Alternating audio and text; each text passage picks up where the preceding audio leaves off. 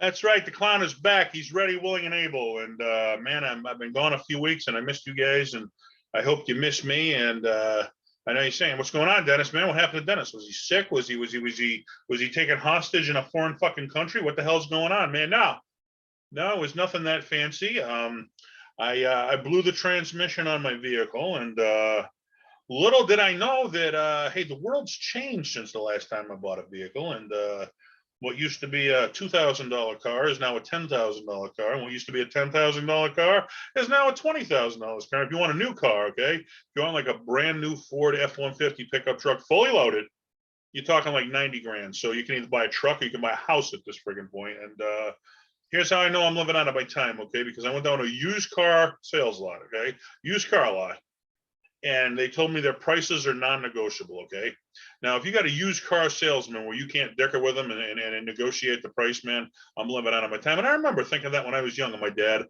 about how the guy was so far past his friggin' time, he was living out of his time because he couldn't relate to like anything. And I've reached that point in my life. I can relate to nothing going on this planet anymore. I'm ready to go to the great spirit in the sky. And until God chooses to take me, I'm here with you. This is Funny Like Clown Podcast. I'm your host, Dennis Wirth, and we're exploring the history of comedy. And God bless you if you're going out to buy a used car, man, because, hey, I got a nice car for you. It's 10 grand. Well, you mean the one there with the coat hanger holding the gas tank on? Yeah, that's the one. 10 grand. Yeah, sure.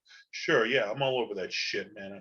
World's gone fucking nuts, folks. I'm telling you, man. I mean, economy's going to crash, and until it does, I guess we're stuck here together talking about comedy. And who better to talk about when we're talking about Brett Buttler, real Southern gal, blue collar kind of comedy. Before the blue collar comedy tour, she was kind of doing the blue collar thing where she was a Southern girl, and I love it. As always, today's episode is brought to you by G Vegas Buffalo Sauce, which we were in the middle of filming a commercial for until the whole truck incident broke up. But we're going to be getting back to that. So hopefully soon we get the commercial out.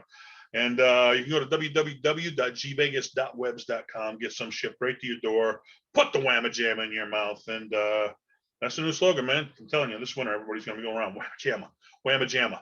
They had Tickle Me Elmo, they had the Cabbage Patch Kid, and the hot Christmas gift this year going to be some G Vegas buffalo sauce. Brett Buttler, I don't know if she likes a good buffalo sauce or not. I don't even think it was a thing back when she was doing comedy, but well, she's still doing comedy. I guess I can't say that. So who knows? Maybe she's a fan of buffalo sauce just like I am. Who knows? This episode 158. Today is July 30. No, today ain't July 5th, so I'm not supposed to do the podcast. Today is actually August. Wow, I was going to do this the end of July, and it's in August. That shows how freaking we're at the end of August now. All right, August 22nd, 2022. All right, I haven't seen you guys in a freaking month. That pretty much clears it up right there. But hey, we're not here to talk about my car issues. We're here to talk about Brett Buttler. So let's talk about actress, comedian, best known for ABC sitcom Grace Under Fire, ran from 93 to 98. 2 Golden Globe nominations. Let's see, born in Alabama. Said she grew up in an abusive family, and sometimes they'd actually eat Tootsie Rolls for dinner. That was their supper, was Tootsie Rolls. So that's when you know you've had a tough life, when you eat Tootsie Rolls for supper, which I can relate because I grew up in a rough household. And, those little 29-cent boxes of macaroni and cheese? Well, yeah, we had about a month. We had to eat those for like breakfast, dinner, and lunch while we were living in a pop-up camper was our home. And yeah, I know all about a fucking rough upbringing. So, hey, I can relate to Brett Buttler on this bullshit that we had to deal with as kids. Let's see. Still got to go to school. Attended the University of Georgia, where while she was studying there, she started working as a cocktail waitress. And yes, got the itch, being a cocktail waitress, saw some stand-up comedy. She got the itch to try stand-up, and she had some success as a comic. Let's see, after a divorce, which ain't we all been through one of those, and that'll mess up your head enough that I'll make you do some more comedy, because laughter is the best medicine. That's what they say. She moved in with her mom in Florida, and she started performing in clubs down there. And Florida's got a decent comedy club circuit down there. I mean, it's not like a mecca like LA or New York or nothing like that, but neither is Boston. But hey, we still got a damn good comedy circuit. Boston's a great place to get you ready to go perform there, which I've had some friends where they were on the circuit here, then they go out to LA to try it, and they say, there's not much more opportunity out there in LA. You got to be at the top of your game. Where back here in Boston, there's a lot of opportunity to grow where, it's like there's not much room to grow in a place like New York or LA. You got to be well, I want to say New York. I mean, they do got, the showcase circuit, but I mean, unless you got like 20 friends you can bring with you each night, which, it's tough to bring to one. It's going to be fine. Tough to find a place to perform. I've heard stories you got to stand on the street and sell tickets all day if you want a 5-minute spot or something like that. So are you willing to do that?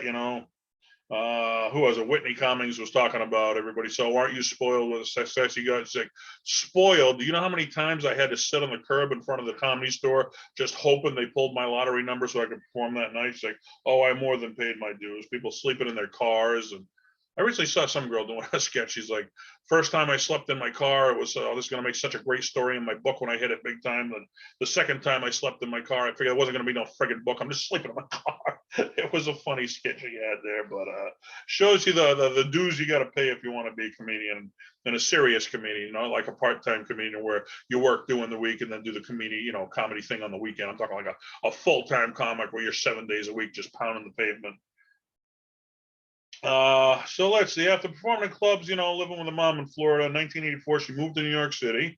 So again, she got herself ready in Florida, moved to New York when she was at the top of her game to give it a try, where immediately she was arrested for possession of marijuana, which that don't sound like a big deal. Right now, you don't get arrested for marijuana. It's legalized. And, before that, it was like a misdemeanor. But back in 1984, if you were caught with some marijuana, that was a much bigger deal back then than it was now. Then you had to go to court and you had criminal charges against you, and it was a much bigger, not the common thing it is today. Let's see. She must have had it big on the New York scene, after the the marijuana possession thing faded away, because in 1987 she got her first appearance on the Tonight Show, which shows, hey, she's doing pretty good at that point. She got a big break. She was on Dolly Parton's Variety series, and Dolly was so impressed with her as a comedian that she hired her as a writer for the show, which, if I remember, unfortunately for her, the show didn't last that freaking long. But hey, it's a break in. You have that on your resume, even if it didn't. After becoming the late night thing, where you get seen. I mean, back then, it's not like today's, it's a cool thing if you're on the Tonight Show. We said this before. Back then, if you're on the Tonight Show, boom, you're an instant made comedian. Okay, you get paid regular because you've been seen on the Tonight Show. Because they can advertise at the clubs as seen on the Tonight Show. That was the draw. Because that's one of the few places back then you could see comedy. It's not like the HBOs and the Netflix and every place in the world you can see comedy. Now it's all over the place. Back then, you had to stay up late night to see comedy. So that lead to the ABC series, as you mentioned, Grace Under Fire, which she was best noted for. She played a woman who was battling alcoholism, and she leaves an abusive husband to try to parent her kids and keep them from making the same mistakes that she made.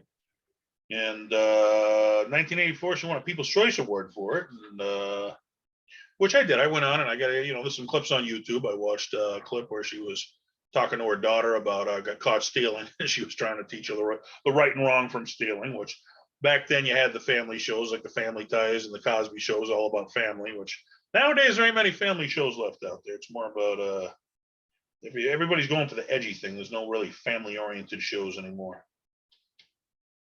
Let's see. She reprised her role years later on the Drew Carey Show and on Ellen in 1997. So I guess the character from that show, she kind of played it reprise, which I remember. I can't remember. Yeah, I'm gonna draw a blank now on what the name of the show was. I can't remember it now. I hate that. But anyway, there's a show I watched, and I remember the characters from the show. They were on Two and a Half Men. They were looking at the house there as a couple. They were from the show years ago. And if I didn't want to freaking remember it, I'd remember. But anyway, I do understand. Reprising your role that many years later from the show. Let's see. She published a memoir, Knee Deep in Paradise, in 1996. Let's see. Behind the scenes of the show, I guess she was actually battling reoccurring drug addiction, and she did spend time in rehab.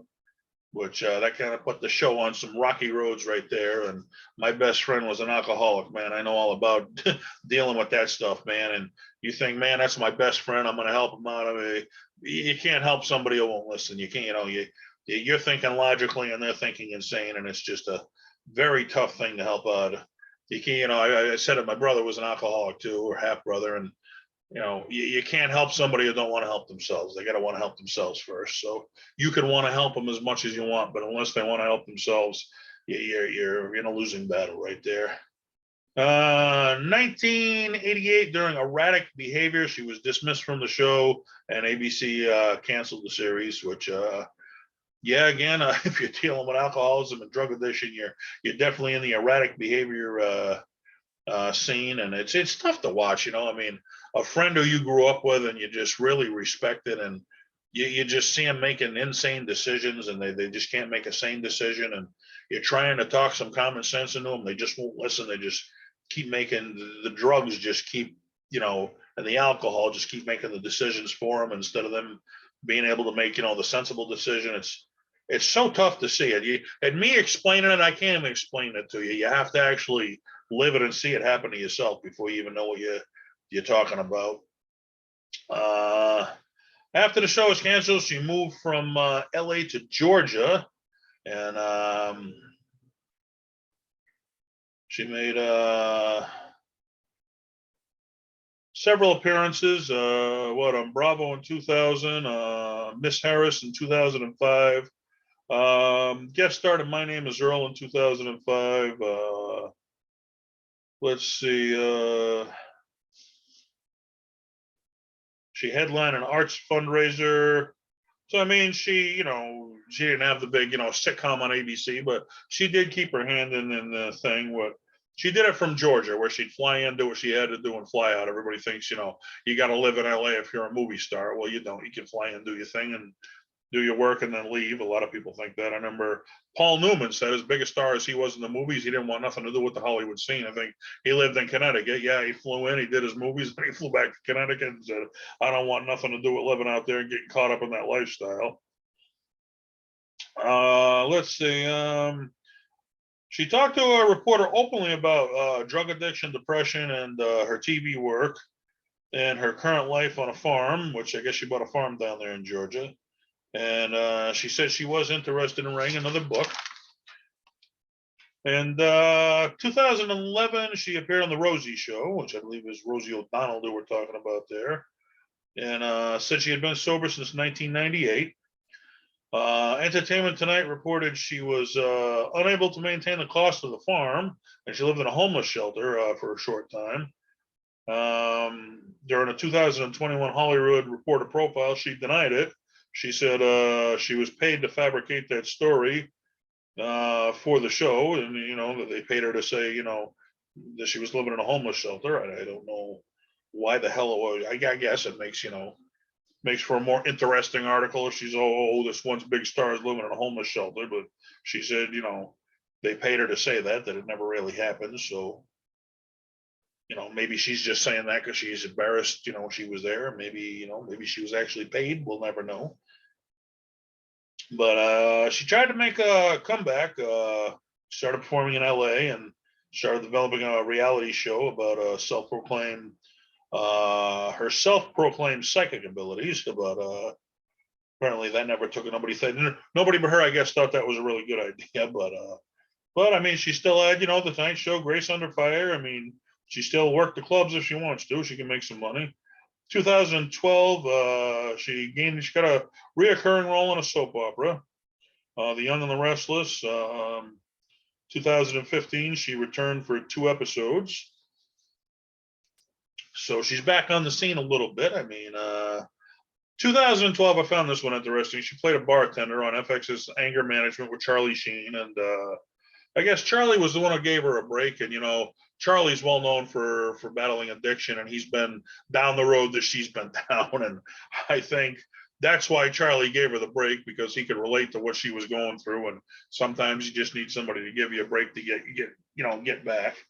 So I think he gave her a break because he could relate to what she was going through. So, hey, bam, she's back on a television sitcom, even after all her troubles she had earlier with her own, and did 38 episodes from 2012 to 2014, which reoccurring role like that. I mean, that's big money right there. I'll tell you, man, they pay some big money for a hit show like that. It's I'm sure she can maintain her farm just fine after that. Let's see, 2016, she played herself in a drama film, The Comedian, with Robert De Niro.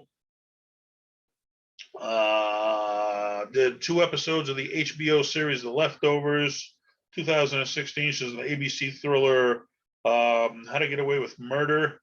2018 to 19, AMC's The Walking Dead, and Apple TV's The Morning Show she was on. So, it's good to see, how many people have gotten their chance and just, blew it, and then you never heard from them again. I mean, it's good that she stuck around and was given chances, and hey, we've all messed up in life, and tried to tell my best friend who was an alcoholic that, every one of us will go back in our lives and change something about it if we could.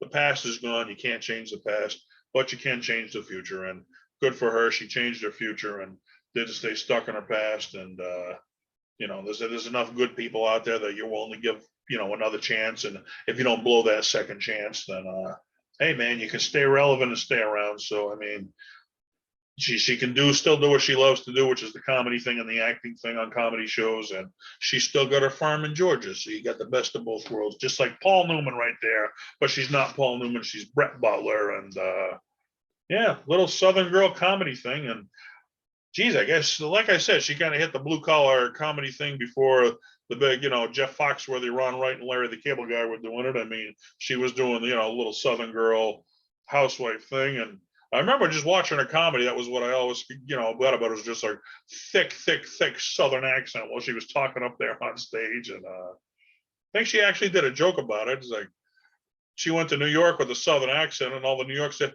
yeah, yo, like you talk like wicked funny, yo, or something else. Yeah, I'm the one who talks funny with the Southern accent. So one funny gal in her own right. And yeah, geez, I guess, well, I don't know what to say. You're a very attractive girl. I mean, yeah, she's older in her years now, and none of us stay 20 forever. I can attest to that. But just to have her on the scene, and like I said, I think she was good for comedy. Probably inspired a lot of little Southern belles down there to want to get out and try on their own. And hey, went through some rough stuff, and we've all gone through some rough stuff, and you can end up on top and turn your life around, folks. So if you're having troubles in life, just look at Brett Buttler. She was able to turn her life around, and that just shows you can too. This is Funny the Clown Podcast. I'm your host, Dennis Wirth, and I'm glad to be back after my truck battles. And I know about, being down. And hey, I'm doing a podcast now. So stick with me. I'll stick with you. Tell your friends, tell your neighbors. We're exploring the history of comedy. Till next time. And hopefully it's not another freaking month before I get back to you guys, because I really miss doing this. So hopefully I'll see you soon. We'll see you then.